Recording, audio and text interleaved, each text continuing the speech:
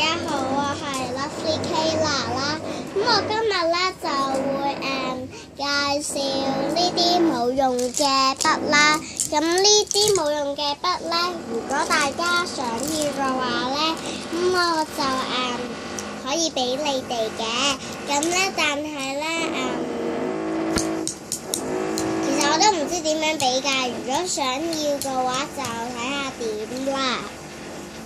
咁就其實講下笑㗎咋，咁其實就講下笑㗎啦。咁就因為唔係真係講真。如果大家想要嘅話咧，可以去啲文具鋪嗰度嘅，同埋咧如果真係有需要嘅話，可以捐俾人咯。咁係啦，咁大家都可以用下啲筆啦。咁係啦，咁我首先咧就會介紹啲原子筆先。咁啲原子筆咧就都係已經全部攞晒出嚟啦。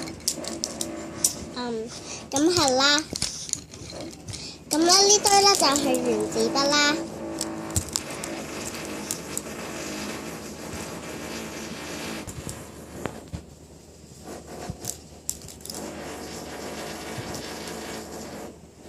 咁呢啲係比較短啲嘅。咁係啦，跟住咧介紹完原子筆之後咧，我哋咧就介紹埋鉛筆啦。咁鉛筆咧就係呢個啦。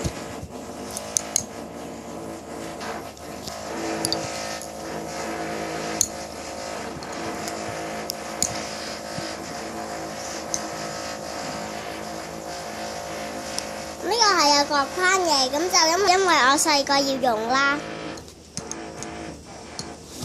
咁就唔好意思跌機。呢隻顏色筆。